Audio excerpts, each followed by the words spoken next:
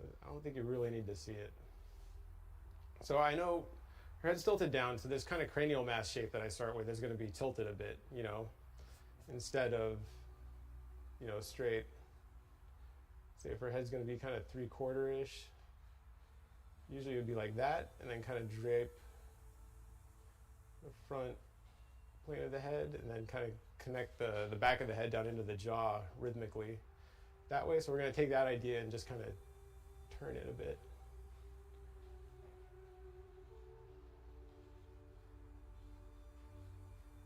I'm really just looking at this point for the width and then kind of the angle of the top of the head, and then dropping the side plane of the head down this direction. And then just trying to look and kind of make sure that matches the reference. I think I'm going to adjust it a little bit. You know, so then I'm going to go from the back of the head kind of down through the jaw, which is going to run down this way. And from a 3/4 perspective, I'm going to kind of end up with something that looks a little bit like a guitar pick. Ideally, that doesn't work with everybody. I mean, there's a lot of different types of heads and head shapes out there. But roughly, it's a little guitar picky type shape. So that chin's going to connect kind of down in here. Next, I mean, kind of look for like that separation between the ear and the back of the jaw. And I'm kind of looking at the relationship of the ear to the back of the head and how the back of the jaw relates to the back of the head. I can see kind of how much space there needs to be between those two. Look, I see that the ear is going to sit about there. Maybe bit and just angle a little bit more. That was pretty good. And that also kind of creates the corner of the jaw. So I can look at that and know about where that's going to line up with the bottom of the nose. It looks like it should be maybe go a little bit harder.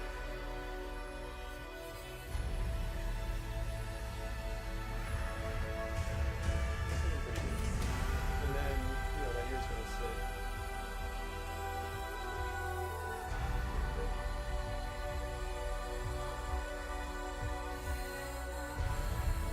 Simple shapes right now, you know, from here just dropping over in there.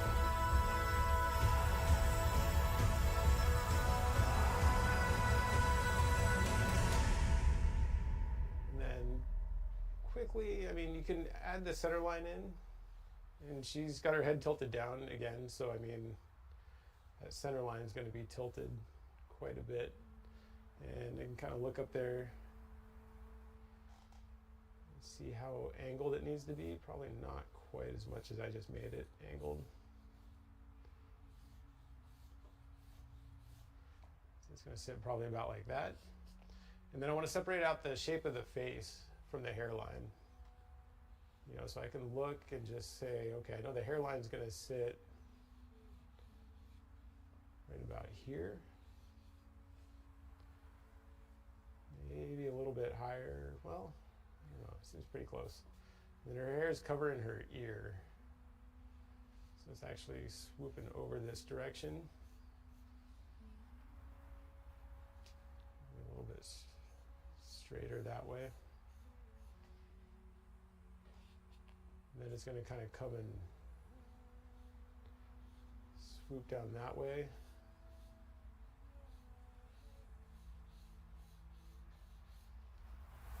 Do something like that. So now at this point, I mean, I'm just looking at this big shape of the head and checking to make sure that it kind of matches what I'm seeing up on the reference.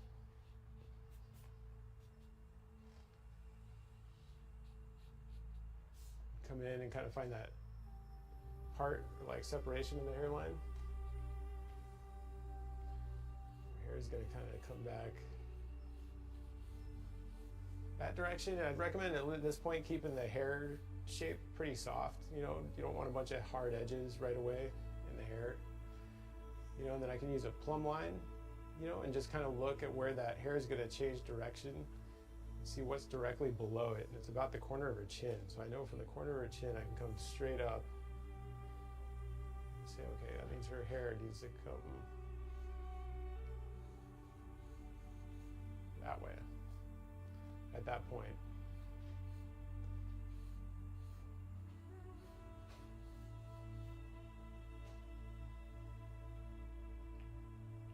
It's looking pretty close. I feel like right now this shape's looking maybe a little too wide that direction. Not entirely sure why. Check this angle. I think this needs to actually come back a little farther.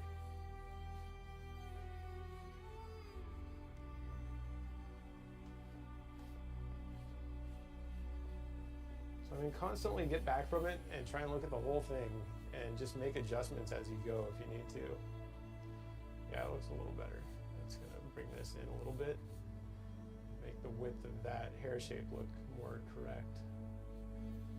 And it's gonna swoop out past the ear.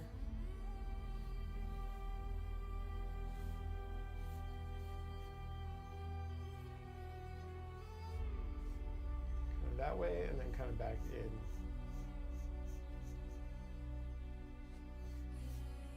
You know, at this point, I mean, probably add the neck on. I probably should have done that before the hair, actually. Either way is fine. So find kind of neck shape, and then down here we have her neck coming in kind of this way, because she has her head turned like way off to the side, so her trapezius is actually coming up and hitting her chin just about, and coming off kind of this direction.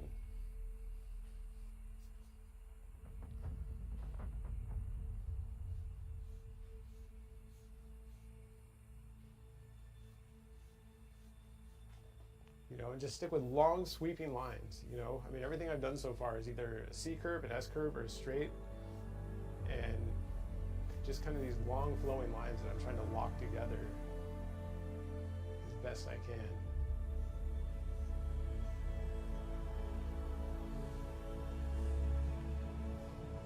You know, and then she has some braids that are coming off this way and actually going over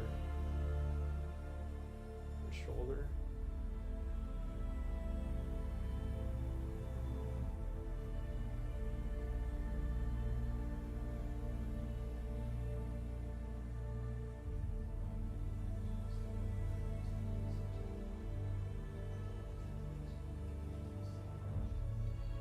A lot. I mean, I had to draw these things.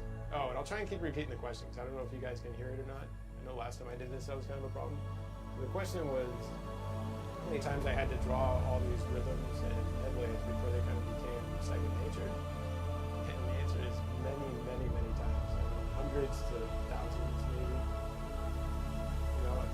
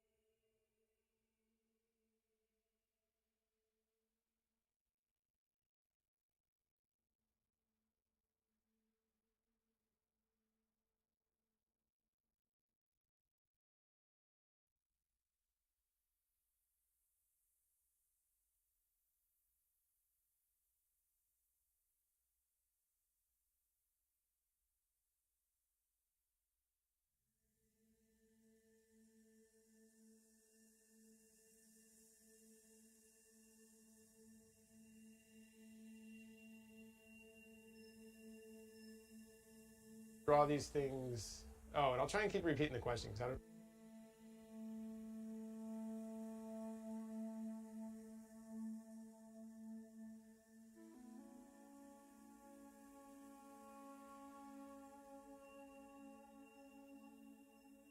don't know if you guys can hear it or not. I know last time I did this, that was kind of a problem. So the question was how many times I had to draw all these rhythms and headlands before they kind of became second nature. And the answer is many, many, many times. I mean, hundreds to thousands, maybe. You know, I mean, I was taking maybe anywhere from 8 to 10 classes a week for 3 years, maybe, before I would say I got to that point. Which I don't know exactly how many drawings that adds up to, but it's a lot. I mean, I would say hundreds at least. You know, I mean, it's not an easy thing. Especially to get things to become intuitive takes a long time and a lot of effort.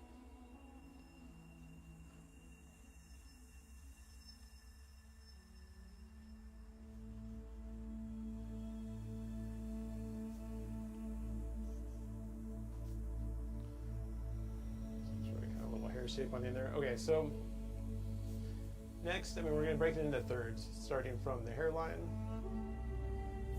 down to the brow. She's going to sit about here, and her head's tilted quite a bit also. And she's like tilted down a little bit, and her head actually tilted in that direction. So we're going to have the brow line, nose line, the chin. Nose is going to have to come down a bit. So these should make equal thirds, from the hairline to the brow line, from the brow to the nose line, and the nose down to the chin. You should be able to measure them and have them actually be pretty close to equal thirds, almost exactly. Which looks about right to me. You know, and you can even double check that on the person. Almost everybody fits that kind of generic measurement, but there are exceptions. I mean, me personally, I know my jaw is huge, and that middle third, when you measure it, kind of goes down more like the top of my chin, but I don't see that very often. This third almost works every single time.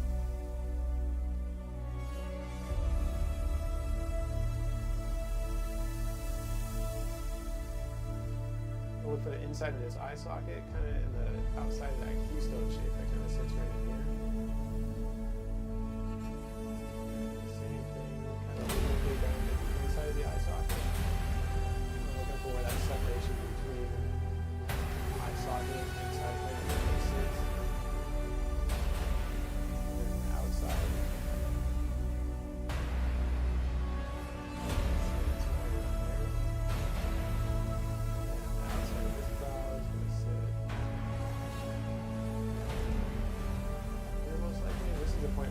Start locking things together a bit from side to side, which is something you see a lot with the Riley abstraction.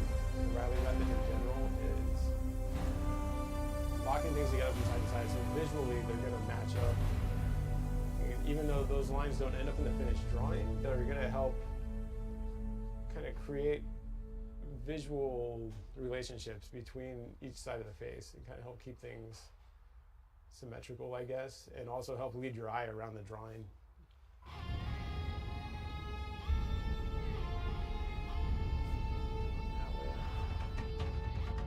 You can close up the bottom of those sockets, but I usually wait a second to kind of put the nose in first.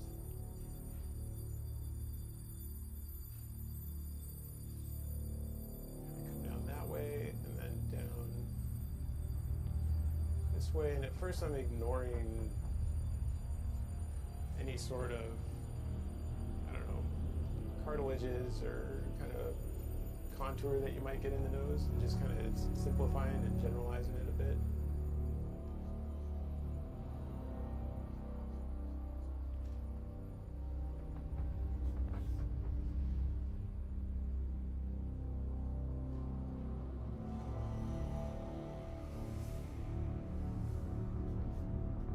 Sit about there, and so then I want to be able to look at where the tip of the nose is versus the edge of the cheek.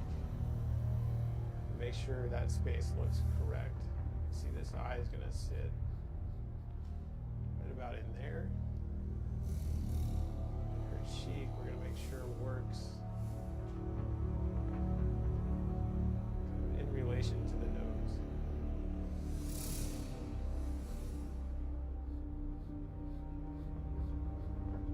You know, so that distance looks pretty close to me.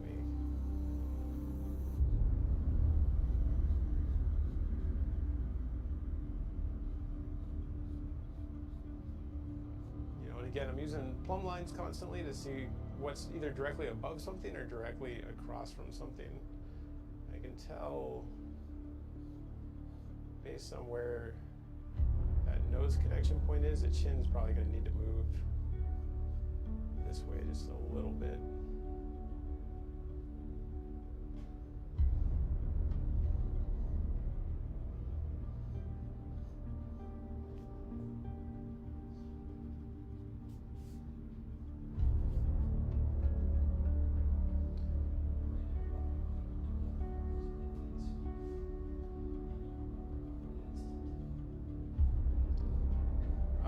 You can tilt it pretty far. Like the thirds of the head stay pretty equal most of the time, and you have to tilt the head either forward or backward or like up or down pretty far before they become distorted.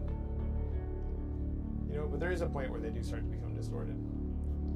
But like right now, what I'm really looking for, like these thirds are pretty much the same, but if you look like if you at the way a cylinder or a box kind of works, and say we took like a cylindrical shape tilted it down.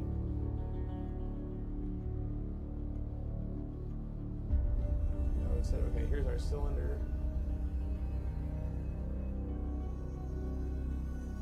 And here's like kind of that center line maybe. You know, if we took this and broke it into thirds, starting here,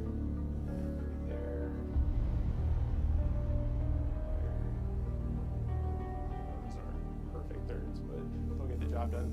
So from there we can see how those are going to wrap around cylindrical shape. You know, so mostly I'm trying to make sure these relationships stay intact in the drawing. So now you can see if this is the hairline, you know, and this is our brow line. So that's the nose line, chin. That ear is going to sit within that middle third, but now since the head's tilted down, actually sitting above that brow and nose. You know, it gets pushed up. And then same with the back of the jaw. The back of the jaw would actually sit like your head up. So if the head tilts down, the back of the jaw, the ear would be up. And the opposite thing kind of happens. Tilt the head back, the ear and jaw actually move forward. And the jaw will actually kind of flatten out. Don't look.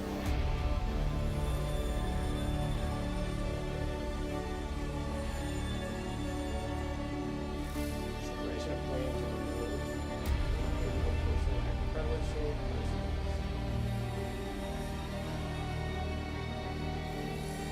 So simplified shape that will help separate out that bottom plane.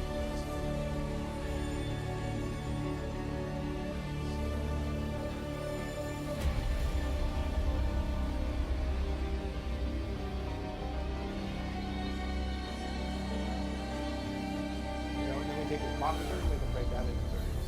It's going to show us the lips are going to sit. And I think that shadow is out there.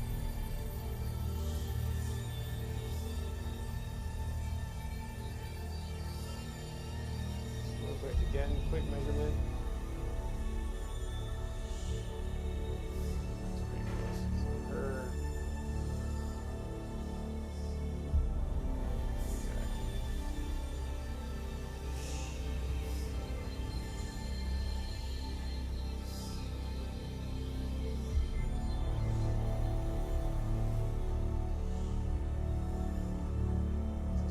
So now I know that basically that line is going to be like the kind of separation between the top and bottom lip, and then that's going to be the top of the chin. And then that little space between the bottom of the lip and the chin, which I think is called like the manubrium or something, I think. And then that's basically going to be right above there. You know, so at this point, I can come in and kind of find where that muzzle shape is going to sit, you know, and it's going to actually kind of project forward from the center line a bit, this direction. You know, and then same with the chin is going to project forward.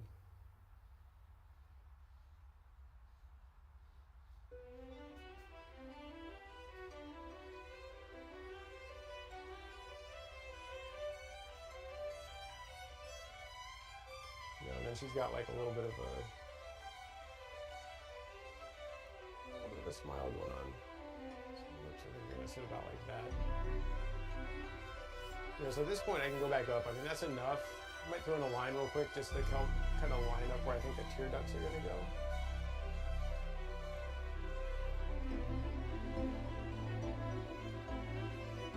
Right along there maybe. And if you need to, you can throw in kind of that separation between the top of the eyeball or the eyelid and the actual brow itself, which is going to sit kind of right about in here.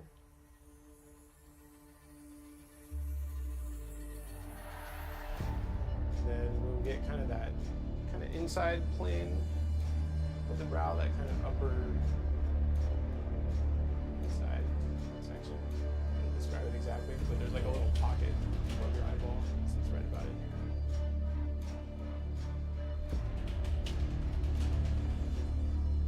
Then complete this brow shape up here, which is going to sit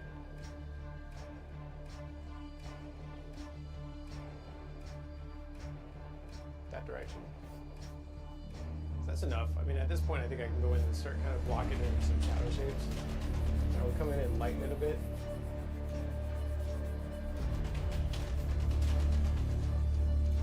Knock it back, and then probably just start right in the eye, you know, because I mean those areas are pretty important, and so you want to get them working kind of early on. You know, I know people sometimes have a tendency to avoid the areas that seem more difficult, but I would kind of recommend doing the opposite and actually go for those areas first to make sure you can get them to work, and then just kind of move on to other areas so you don't kind of end up rendering like a really nice nose and lips and then get stuck on an eye and kind of ruin the whole thing. So again, now I'm just focused on edges, and soft edges versus hard edges, and whether a shape is rounded or more angled or somewhere in between. So there's a fairly soft edge right in here. Kind of jump up here a bit. Getting pretty soft at the top of the brow. And then that shadow shape actually jumps down here a little bit.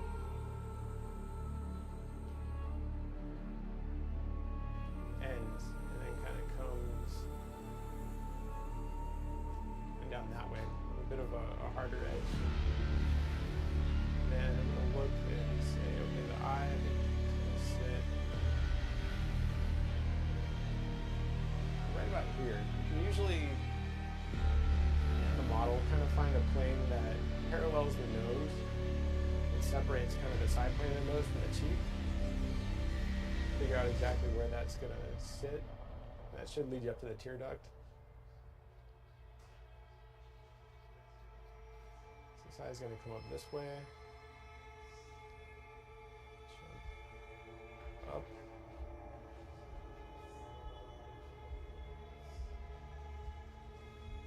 Over that way. Again, just kind of get back from it and, you know, take a minute, make sure that size makes sense in terms of, you know, in relation to the rest of the head. I'm just going to block in a really simple eye shape. It's going to come up here, over a tiny bit,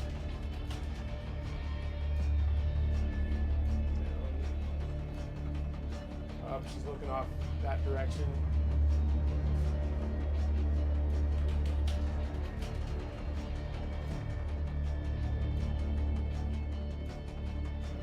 little bit, yeah.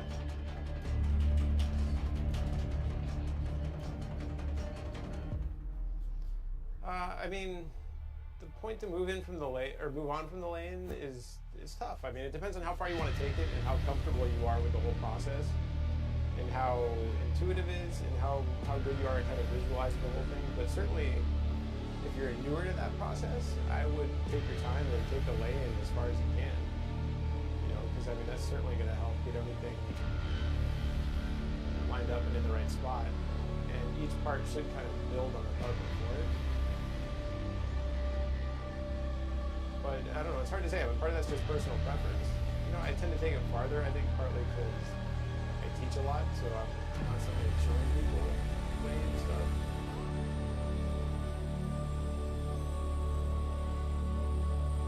But certainly I would say take it as far as you need to in order to make sure you have all the features placed correctly and all the proportions locked down. Right?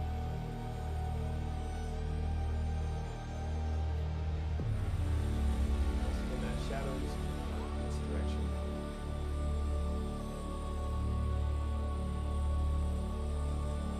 That way, kind of helping create the thickness of that eyelid.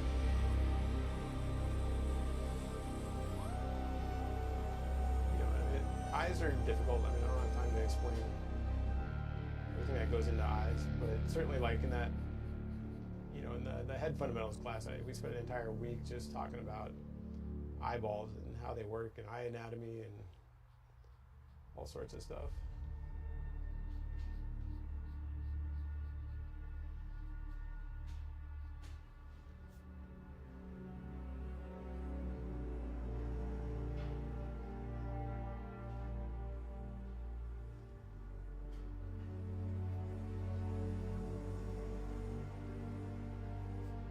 Not bad. Then come over to this other side again. This eye is going to be a little bit farther away and probably a little less detail, but I mean that one doesn't have much detail yet anyway, so now they're probably going to end up looking about the same.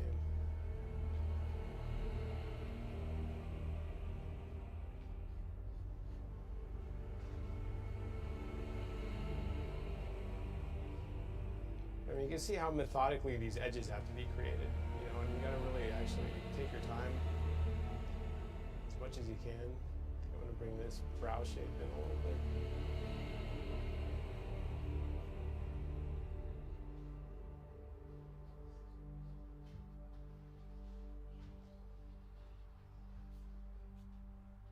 You know, and then her other eye is pretty extreme. I mean, you got to think about how the eyelid goes up and wraps around the ball of the eye.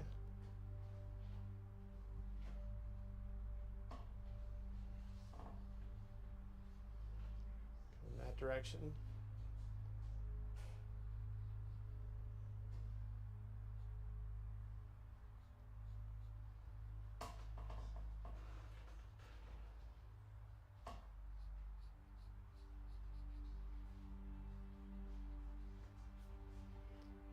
Again, just kind of block in. That line I put in earlier is going to kind of help me line up those tear ducts and make sure my eyes line up and make sense.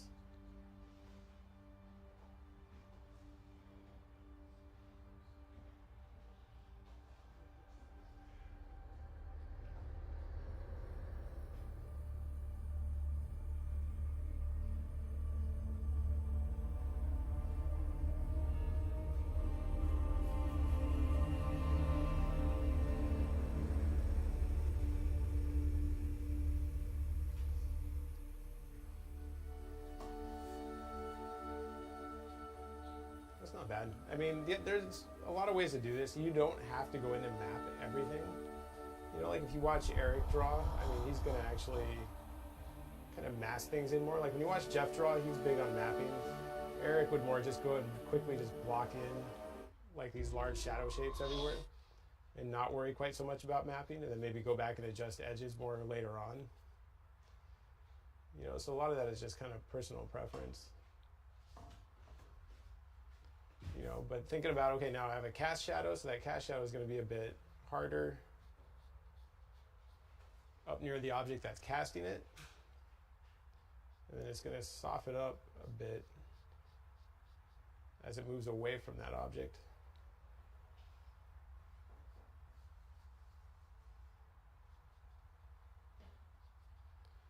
then that shadow is coming down and hitting the lips actually, you know, because her lips are gonna sit right about in here.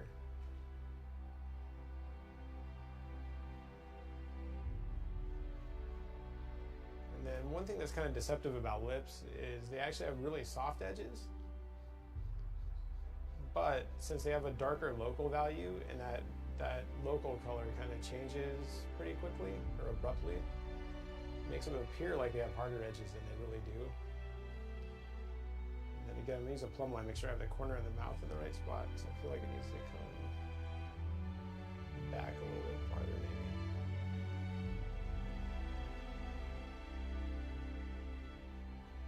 You know, especially the node right here in the corner of the mouth. I mean, you get some pretty soft edge work.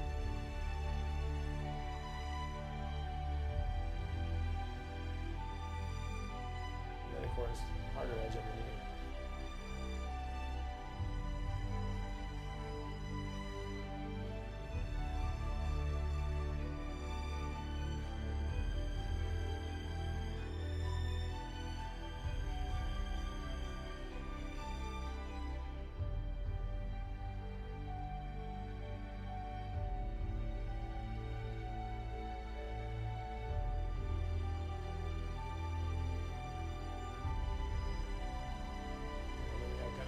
Shadow underneath the bottom lip.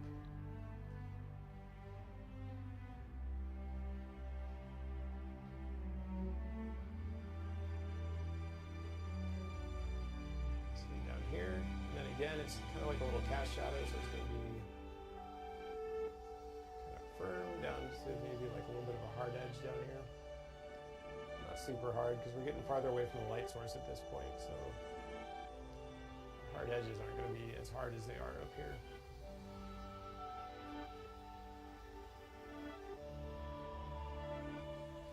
And a nice soft edge out here.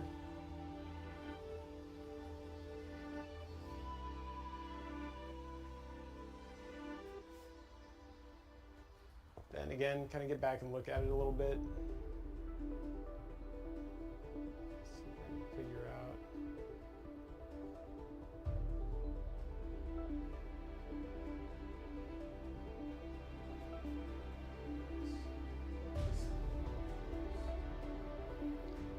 Yeah, I mean, the purpose of simplifying forms is just to get the big picture of the head to read accurately without getting caught up in detail.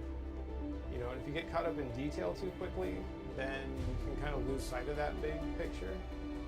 And I don't know, things will fall apart pretty quick. Like if that big read doesn't work, then nothing else will really work quite right.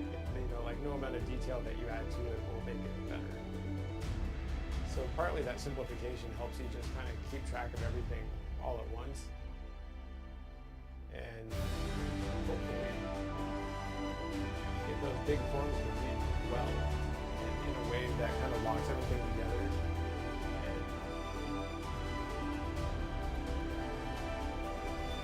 And then at that point, once it all works, you can kind of go back and add more detail on top of it.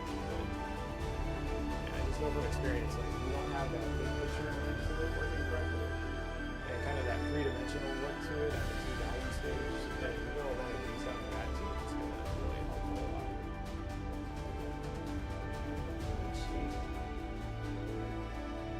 There's like a really dark afternoon of our cheek member.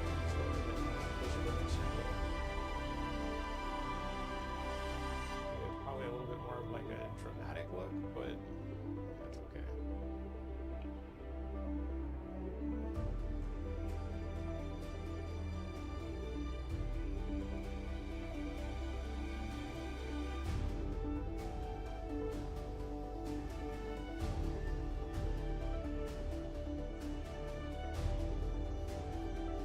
A really soft edge out of this cheek.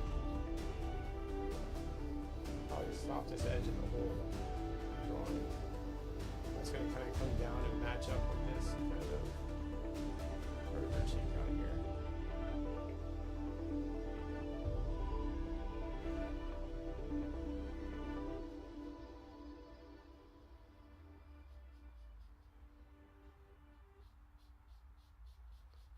Again, pretty soft edge down here. So you can see how much edge variation we're going for. I mean, how soft that is turns into something that's a little bit more firm, and then has a hard edge down underneath here, back into a softer edge, back into a more firm edge. I mean, I'm just looking for variation everywhere, as much as possible. And we're gonna have cast shadow, which is coming down and kind of hitting her trapezius, and then kind of jumping off this direction.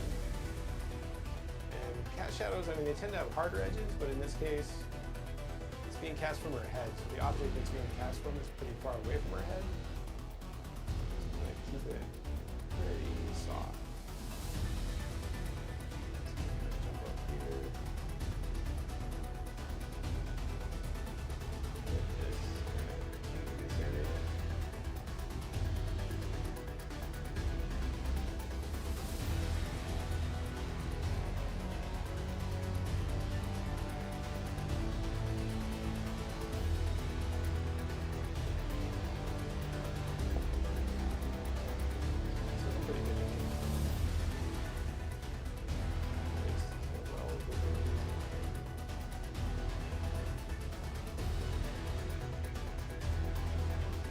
Come in and maybe try and hit that contour a little bit better.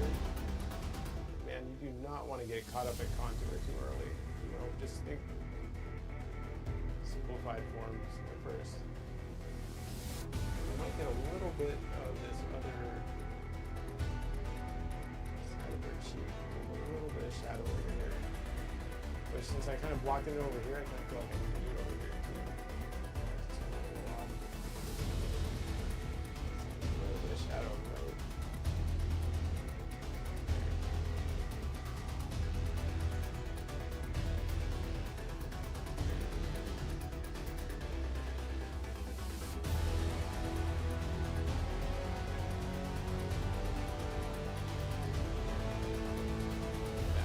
Maybe lock down this ear shape a little better at this point.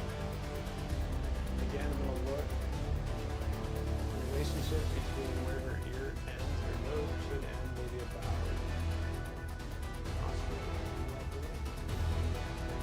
Above it. Her hair. Put it over that direction. And about there.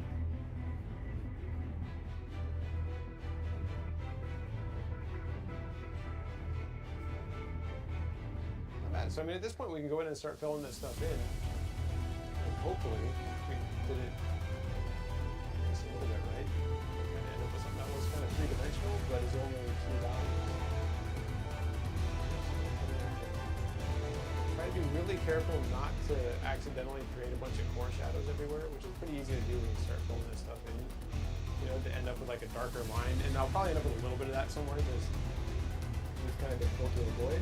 But you want it close enough in value in these shapes that when you kind of squint and look at it, it all turns into one value. Dark enough. You want to get it reasonably dark. Most people don't go dark enough right off the bat, and they end up kind of having to redo it a number of times. So I'm going to try to hit like a good middle value.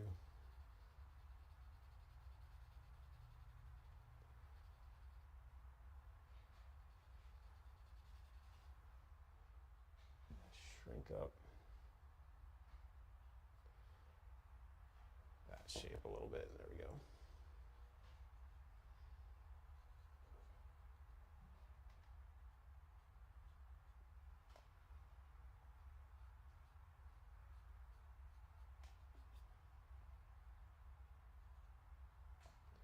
You know, we have that little bit of shadow down here on this bottom eyelid.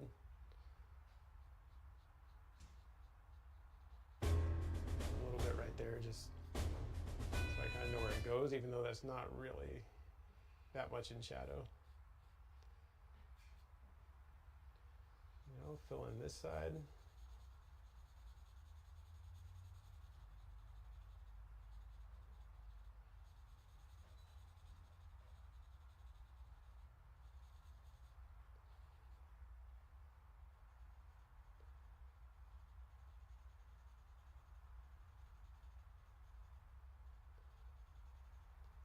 this eye shape, and right now just keeping it super simple eye shape, you know.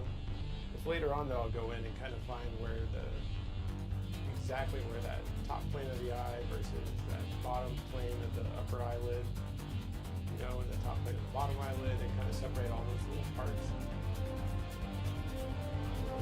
What about that right now?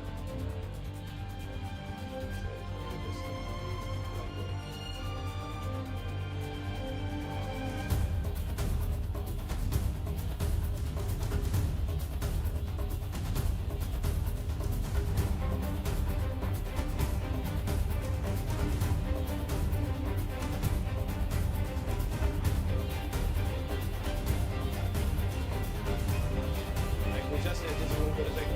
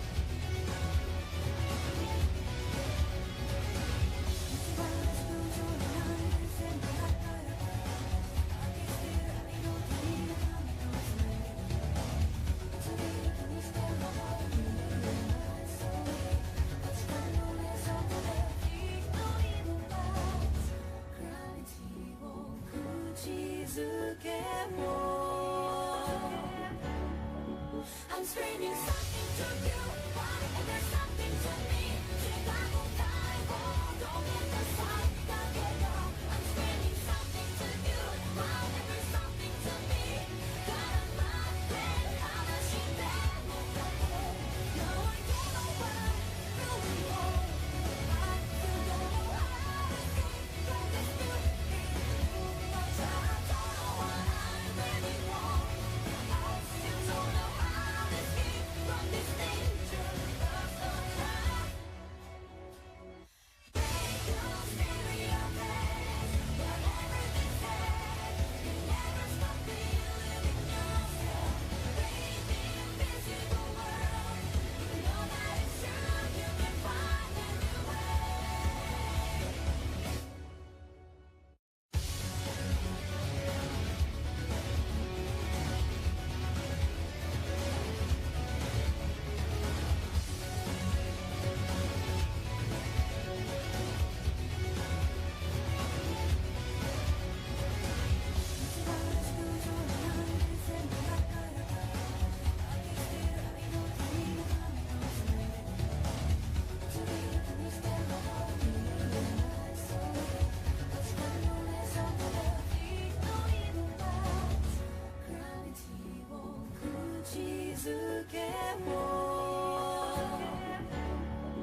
I'm screaming something to you, and there's something to me.